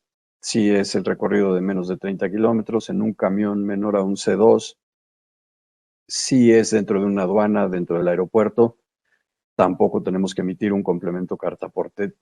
Son excepciones que nos van permitiendo descartar la emisión de un complemento carta aporte. Siguiente, por favor. Y de la mano con el tema de las aduanas, aeropuertos, puertos marítimos, todas las maniobras en zonas federales, todas las maniobras que se hacen de carga, descarga, alijo, estiba, acarreo, almacenaje, dentro de estas zonas federales no se consideran como jurisdicción federal para efectos de la emisión de carta aporte. Siguiente, por favor.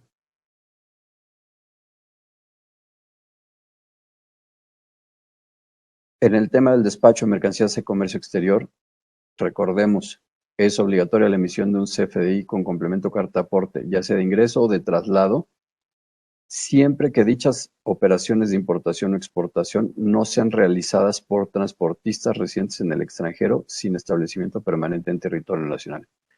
A contrario censo, como decimos los abogados, si soy un residente en el extranjero sin establecimiento permanente en territorio nacional, no tengo obligación de emitir un CFDI carta aporte para efectos de importación y exportación. La obligación es para los nacionales en territorio nacional, con las excepciones que acabamos de ver. Son solo recordatorios, las aristas y el abanico de posibilidades que se han estado manejando en este tema son muchísimas. Los invitamos a acercarse si tienen dudas, si quieren platicar de algún caso en específico. Con muchísimo gusto los atendemos.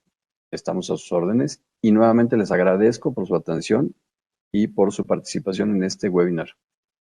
Gracias, Jaime. Muchas gracias, Guillermo. Creo que fue muy oportuno tu intervención. Finalmente, amigos, tenemos la participación de nuestro socio Moisés Velázquez, que también va a abordar temas muy interesantes de materia de cumplimiento fiscal en el área de seguridad social. Moisés, por favor, adelante. Muchas gracias, Jaime. Buenas tardes a todos. Y me tocó cerrar con broche de oro este interesante webinar donde se han tocado importantes temas para el cumplimiento de las obligaciones fiscales. Y asimismo, también tenemos obligaciones en materia de seguridad social, algunas ya las comentó José Luis, ¿no? Como presentar la información cuatrimestral. Y una de las obligaciones que tenemos actualmente, pues es la determinación de la prima de riesgos de trabajo. El cálculo, la presentación, pues no es tan complicado. Sabemos que la fecha límite para presentar la declaración vence el 28 de febrero. Sin embargo, esto va muy de la mano también con el tema de la reforma en materia de subcontratación laboral, porque nos enfrentamos a varias disyuntivas, sobre todo la parte de la sustitución patronal, la fusión, ¿no? En algunos casos, entre otros temas. Y bueno, en primer lugar vamos a comentar brevemente lo relativo a la determinación anual de la prima del seguro de riesgos de trabajo. Sabemos que existen patrones exentos y aquellos patrones con opción. ¿Cuáles son aquellos patrones exentos? Pues básicamente todos aquellos que se ubicaron en la prima media por alguna de las situaciones de que se dieron de alta durante el ejercicio 2021, cambiaron de actividad y por supuesto también de clase, posiblemente reanudaron actividades después de 6 meses de suspensión, o que recontrataron trabajadores después de 6 meses de no tenerlos registrados, ¿no? Eso también fue muy común con las empresas operativas que tenían un registro patronal, no tenían empleados y al momento de migrarlos, pues tuvieron que ubicarse en la media. En otros casos, las empresas operativas pues no tenían el registro y pues fue el requisito, digamos, primordial para poder absorber a sus trabajadores. Entonces, todas esas empresas están exentas de presentar la declaración. También aquellas empresas que determinan su prima y es la misma, ¿no? Con relación al ejercicio 2021, también podrían no presentarla, aunque muchos se van por la parte de conservador y dicen, bueno, independientemente de que existe la disposición, yo la presento, no pasa nada, ¿no? También es algo válido. También las empresas que se encuentran cotizando con la prima mínima, recuerden que la prima mínima es 0.5 y la máxima puede ser un 15%. De hecho, esta es una rama, la más cara de todas las ramas del Seguro Social. Inclusive tiene un superávit en relación con las demás ramas de enfermedad y maternidad, porque pues es un seguro caro, puede ser un seguro caro si no se lleva un control adecuado de la siniestralidad.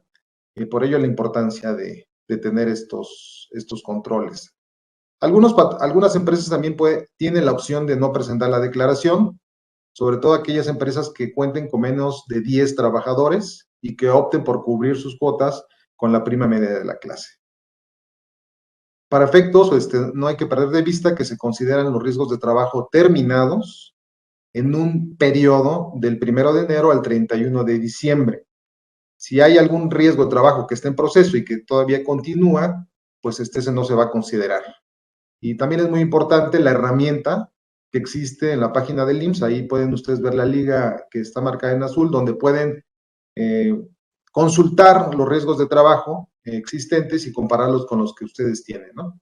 Entonces, muy importante considerar los riesgos de trabajo terminados. Para ello también es muy importante considerar que al determinar la prima, pues no puede aumentar en un punto porcentual, ¿no? Es como tope, un punto porcentual hacia arriba o un punto porcentual hacia abajo. El cálculo de la prima, como les comenté, pues es automático, lo pueden hacer por medio del SUA o también en línea a través del portal del IMSS. ¿Cuáles son los formatos necesarios para la determinación? Pues hay que tener a la mano el ST2, que es el dictamen de alta por trabajo, el formato ST3, dictamen de incapacidad permanente parcial o por defunción, y así como los certificados de incapacidad temporal, ¿no? Porque muchos de los casos, y sobre todo con el tema de la pandemia, pues se pueden calificar ciertas enfermedades generales como riesgos de trabajo. Entonces, todo esto pues es un trabajo, un control que se tiene que llevar antes, ¿no? De poder determinar, porque es todo lo que se considera o todo lo que se acumula en un periodo del 1 de enero al 31 de diciembre de un ejercicio. ¿Cómo pueden presentar la declaración de grado de riesgo? En línea, ¿no? Esto es una ventaja porque lo puede utilizar por medio del SUA, desde el IMSS, desde su empresa, o hacerlo de forma presencial como guste, ¿no? En la ventanilla de la subdelegación del IMSS. La vigencia de la prima que determinen y tendrá vigencia a partir del 1 de marzo del 2022 hasta el último día del mes de febrero de 2023. Es el periodo.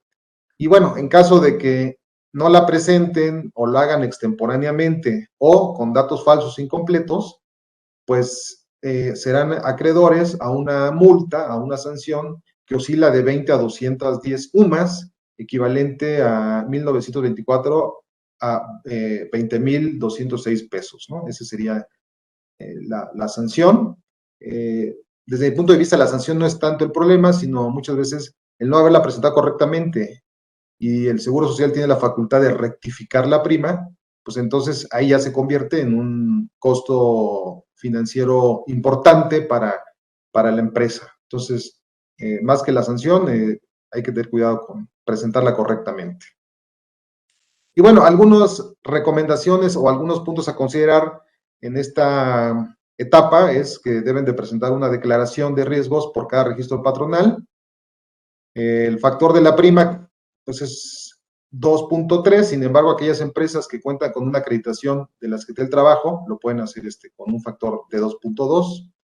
Los accidentes en trayecto, ojo, no se deben incluir en el cálculo de la prima, hay que tener también cuidado con esto. Asimismo, las revaluaciones de incapacidades permanentes parciales o las recaídas solo se consideran los días subsidiados, porque esto es una secuela, ¿no?, de un riesgo ocurrido. También hay que tener ahí algún tema. Y si hubiera alguna rectificación, ahí es muy importante que se asesoren oportunamente, porque si hay una asesoría especializada, un acompañamiento, y se defienden interponiendo algún medio de defensa de forma oportuna, pues tendrán muchas posibilidades de éxito, ¿no? Y entonces seguramente va a haber una lluvia de rectificaciones en este sentido por el tema de la reforma, ¿no? Sobre todo porque esto de la declaración es algo que ya han venido, ya lo conocen desde mucho tiempo, pero con todos estos cambios, que la fusión, que la sustitución, pudiera haber algún tema ahí que la autoridad no esté de acuerdo, ¿no?, con ello, y por ello es muy importante hacer valer los medios de defensa, y pues para ello también contamos en el área de seguridad social con especialistas en este tema. La que sigue, por favor. Bueno, aquí la parte importante, el análisis, ¿no? La parte relevante en casos especiales de rectificación tenemos cuando una empresa cambia de actividad o se incorporan nuevos activos, pues es muy sencillo porque se tiene que ubicar en la prima media de su nueva clase con la cual cubrirá sus cuotas en un periodo completo, ¿no? Del 1 de enero al 31 de diciembre. Cuando cumpla con ese requisito, pues ya podrá calcular o determinar su prima el próximo ejercicio. Algo también que sucede muy frecuente y que nos preguntan ustedes es en los cambios de domicilio fiscal. Muchas veces hacen un cambio y por procedimiento el IMSS te dice, da de baja el registro, dalo de alta. Y considero yo que es un polo, ¿no?, por parte a veces del IMSS, que te ubica en la prima media y no hacen valer esta disposición de que se debe respetar la misma prima cuando es un cambio de domicilio que no conlleve modificación de la clase. Ojo, ¿no? Esa es la clave. Si conlleva un cambio de domicilio, un cambio, una incorporación de una actividad por una nueva línea de producción o un cambio, pues entonces ahí es cosa distinta, ¿no? Ahí sí procedería que se ubiquen en la clase media. Entonces tengan mucho cuidado. El tema de la sustitución patronal, aquí esta parte es muy importante y todos estamos ya familiarizados porque lo hemos escuchado cantidad de veces, la sustitución patronal. La sustitución patronal laboral es distinta para efectos de seguridad social, porque por un lado la sustitución patronal ante el IMSS, pues tiene como propósito que las empresas, digamos, sustituidas sean responsables solidarias, perdón, la sustituta sea responsable solidaria del cumplimiento de las obligaciones que tenía la empresa sustituida, ¿no? Entonces, para efectos del Seguro Social, la sustitución patronal se da cuando la empresa, o más bien cuando hay una transmisión, ¿no?, de los bienes esenciales afectos a la explotación con ánimo de continuarla. La realidad es que en materia de seguridad social, la asociación patronal continúa la prima, o sea, la prima que traía la empresa anterior, pues va a pasar a la empresa que absorbe a los trabajadores, ¿no? Esa es básicamente la asociación patronal. Con la reforma que más adelantito lo voy a mencionar en la lámina, es diferente. Entonces, de entrada, cuando se da la asociación patronal, pues es esta situación en cuanto a los activos, y bueno, la prima pues se continúa, ¿no? En la empresa que absorbe a los trabajadores. En el caso de la fusión, porque también se dieron muchos casos de fusión, aquí es importante considerar dos cosas. Si la clase no cambia, es decir, que la empresa fusionante tiene la obligación de presentar la declaración de siniestralidad en el mes de febrero a la fusión, pues debe de considerar los casos de riesgo terminados, tanto de la fusionada como de la fusionante, y los que ocurran posterior a la fusión y hasta completar el año. O sea, aquí, si una empresa se fusionó el año pasado, pues habría que considerar las primas, ¿no? Y digamos, completar el año de enero a diciembre y presentar su declaración en este mes, en febrero. Pero si la clase cambia, se procederá como si fuera el registro inicial, es decir, se ubicará en la clase de acuerdo con la nueva actividad que desarrolle, cotizando en el seguro de riesgos de trabajo con la prima media de la clase, hasta un año calendario. Aunque se pueden dar otros casos, ¿no? Cuando la fusionada y la fusionante cotizaban hasta antes de la fusión con primas diferentes. Aquí lo que procede es hacer un cálculo considerando los casos de riesgo de trabajo que hayan tenido ambas empresas durante el último año calendario. Posteriormente, hacer un cálculo como si fuera a presentar la declaración anual de siniestralidad con la variante de incluir los riesgos terminados de las empresas para de esta forma obtener una prima que se comparará con la que venía cotizando. Entonces, se pueden dar varios supuestos. Si leemos el reglamento podemos confundirnos, pero con todo gusto estamos a la orden para apoyarlos, asesorarlos en estos temas. También en el caso de la escisión, bueno, aquí básicamente la escisión pues también obedece a lo mismo, que si se extingue pues, la empresa, porque puede ser total o parcial, pues se ubica en la prima media o continúa con la prima, ¿no? La siguiente, por favor. Bueno, esto es lo que comentamos. Me quiero enfocar en la parte de la reforma, la que sigue, por favor. Bueno, aquí en el caso de la escisión, nada más algo muy visual, ¿no? Para que ustedes vean, si la empresa escindente se extingue, pues debe notificar su baja al Seguro Social. Si permanece, la escindente continuará con la misma clasificación que tenía hasta antes de la escisión. Y las empresas escindidas se ubicarán en la prima media de la clase, de acuerdo a la actividad que se dediquen. Esto es lógico, todo lo que les digo va de la mano, ¿no? Si es de nueva creación, cotizan con la prima media un ejercicio y hasta el ejercicio siguiente presentan su declaración. La que sigue, por favor. Muy bien. Bueno, en estas dos últimas láminas, me enfoco, concluyo mi participación. Bueno, tenemos como antecedente de la asociación patronal de la reforma. De aquí, de acuerdo con el artículo 7º transitorio del decreto de reforma, toda migración de trabajadores que se realizó de una empresa que operaba bajo el régimen de subcontratación laboral a otra durante el periodo comprendido del 24 de abril al 1 de septiembre, por el tema de la prórroga, acuérdense que fueran 90 días y después dieron otros días, se consideró sustitución patronal. Como les había mencionado, una asociación patronal implica una transmisión de bienes, ¿no? Con el ánimo de continuar. Aquí no, aquí se dio la oportunidad de decir, bueno, no tiene que haber transmisión de bienes siempre y cuando cumplas dentro del plazo, ¿no? Y además, siempre que la compañía receptora reconociera sus derechos laborales, incluyendo la antigüedad de estos y los riesgos de trabajo terminados. En este caso, tenemos que si la empresa que absorbió a los trabajadores, digo ya viendo algunos ejemplos, al 100%, y la empresa de donde provenían estaba bien clasificada, la empresa donde provenían, pues entonces la empresa que absorbió a los trabajadores conservó la prima, porque así fue el cálculo, y debe considerar los riesgos de trabajo terminados en 2021 y presentar su declaración en este mes, ¿no? 2022. ¿Por qué? Porque pues, se consideran los riesgos de trabajo, las enfermedades de trabajo en ese periodo, es decir, en el 2021. Pero si la empresa que transfirió los empleados estaba mal clasificada, siguiendo la lógica hace rato, se tiene que ubicar en la prima media y deberá cotizar un periodo completo del 1 de enero al 31 de diciembre y hasta el próximo año presentar su declaración. Ese es el primer caso.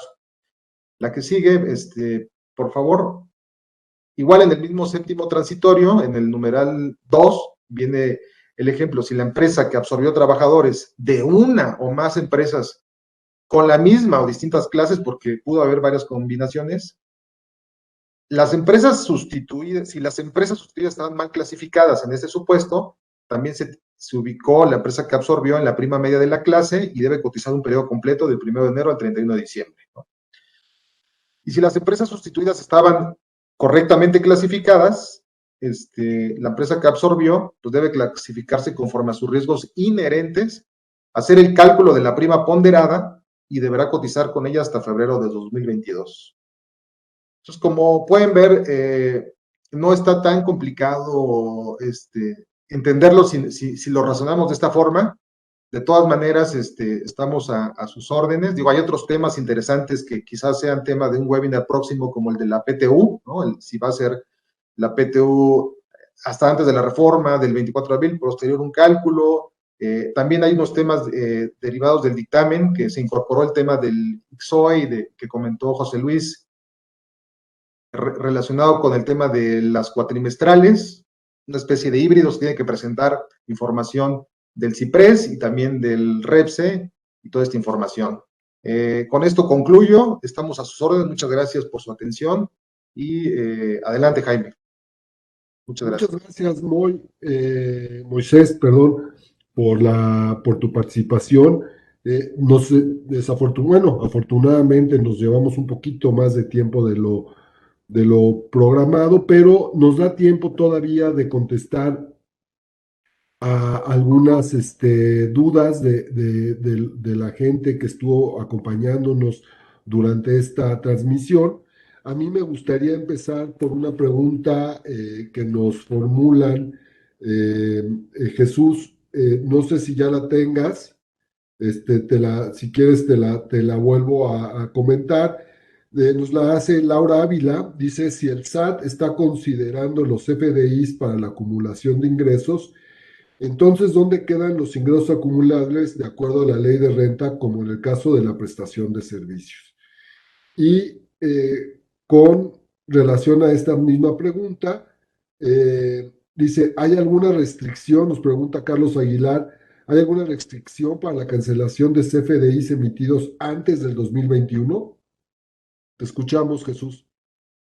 Claro que sí, gracias por sus preguntas. En primer lugar, y en relación con el tema de los ingresos que se tienen que considerar para efectos del pago provisional, comentarles que hasta el día de ayer, por lo menos al mediodía, el aplicativo traía algunas fallas y no permitía reconocer lo que yo les comentaba en relación con algunos otros tipos de ingresos que no se facturan, ¿no? O como que señalan en relación a las prestadoras de servicios que son acumulables, cuando los perciben, etcétera. Y en ese sentido, esa parte, el día de hoy entiendo que ya está siendo modificada, donde se pueden hacer ciertos cambios y poder considerar los ingresos acumulables, porque hay dos opciones: ingresos que se adicionan e ingresos que se disminuyen. Entonces sería importante revisar el aplicativo. Vuelvo a repetir, el día de hoy lo revisamos y ya contiene algunas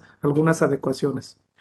Ahora, por lo que se refiere al tema de la cancelación de los CFDI, comentarles que esta regla es general, ¿no? Está prohibido el cancelar CFDI de años anteriores. Esa es una disposición que está en vigor desde el 1 de enero de 2022 en Código Fiscal de la Federación. Entonces, una excepción a la regla por 2021 realmente no lo hay, inclusive para el tema de los comprobantes.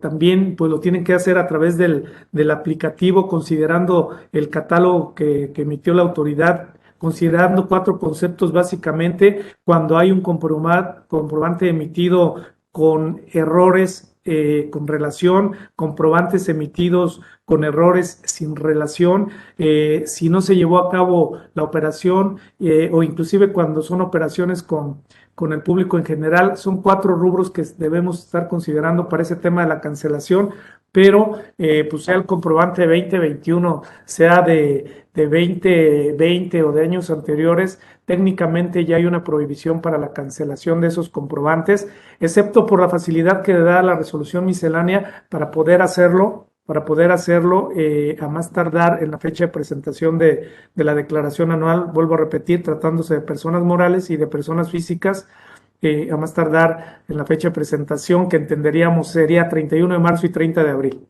del 2022. Ese es el plazo que otorga para poder cancelar esos comprobantes de años anteriores. Muchas gracias, Jesús. Nos llega otra pregunta, esta es para ti, Argel. Dice, ¿qué información debe de solicitar al corporativo para que pueda presentar el 15 de mayo? ¿Qué tal, Jaime? Yo pensaría que es en relación a la declaración local y la declaración maestra, que ahorita pues, ya no se presentan en conjunto. Entonces, la declaración local tiene la misma, debe de tener la misma información que la declaración maestra. Lo que se debe de solicitar al corporativo es la estructura organizacional del grupo, que al 31 de diciembre del año concluido, más la política de precios de transferencia que estuvo vigente durante el ejercicio que se va a informar, y obviamente pues alguna parte de la parte de esta estructura organizacional, obviamente la que estuvo vigente durante el ejercicio, ¿no? Son estos 3 puntos que se deben de solicitar al corporativo para que pudieran estar completo la declaración local. Muchas gracias. José Luis, nos hacen 2 preguntas. A ver, la primera, si no tengo contratos celebrados en el cuatrimestre, ¿tengo obligación de presentar sin información la declaración informativa de IMSS e Infonavit? Jaime, muchas gracias. Pues bueno, esta pregunta es sin duda interesante porque recordarán que a través de un comunicado el IMSS dio a conocer a los patrones que de no haberse celebrado contratos en el cuatrimestre de que se trata, debían presentar la información digamos en cero, sin información. Nosotros creemos que no existe obligación para ese hecho, puesto que la ley no establece dicha situación. No obstante, también cabe señalar que el presentar esta información sin información, valga la expresión, en realidad es una cuestión muy sencilla. Por tanto, si se presenta sin información o en ceros, tampoco repara en algún perjuicio para las empresas, ¿eh? Y rápidamente también nos pregunta Lisbeth Martínez si existe alguna multa por presentación extemporánea de la información requerida como empresa de servicios especializada o por darse de alta en REPSE de manera extemporánea.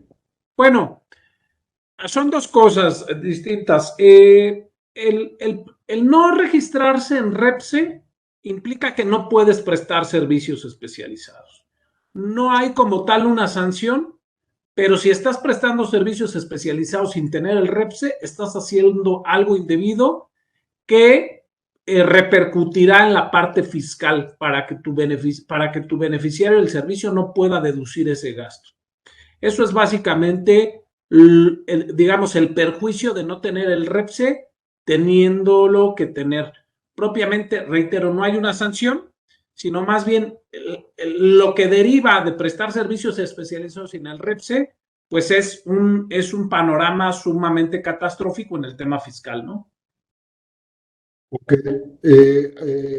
Guillermo, nos hacen 2 preguntas. A ver, si quieres, la primera, Mayra Sánchez. En mi caso, mi traslado es local y menor a 30 kilómetros y con un vehículo tipo C2.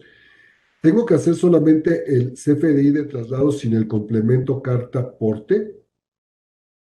Gracias, Jaime. Sí, Es correcto, así lo ha manifestado inclusive el SAT.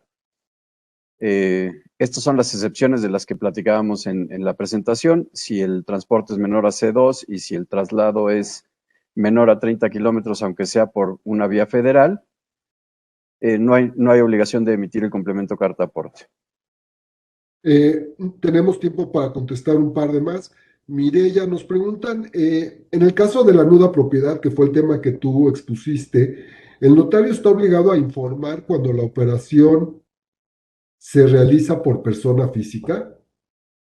Sí, siempre y cuando en esa operación intervenga una persona moral. Caso contrario, si la operación se da entre personas físicas, no se tiene dicha obligación.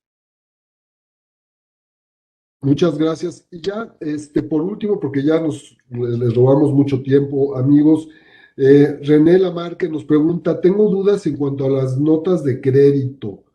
¿Estas las podremos seguir utilizando en 2022? ¿Hay alguna reforma en cuanto al uso de estas, Jesús?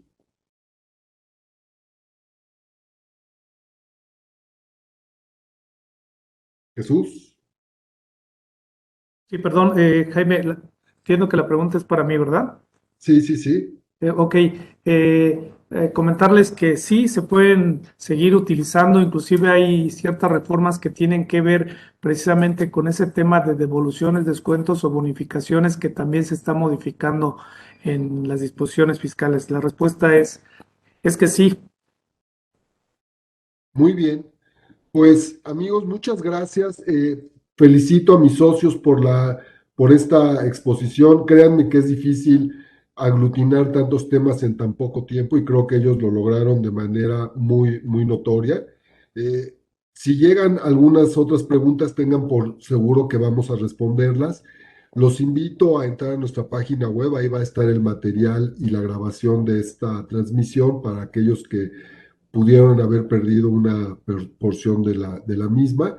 Y les deseamos una excelente tarde. Estaremos organizando nuevos webinars durante todo el año y esperemos seguir en contacto como lo hemos hecho hasta ahorita.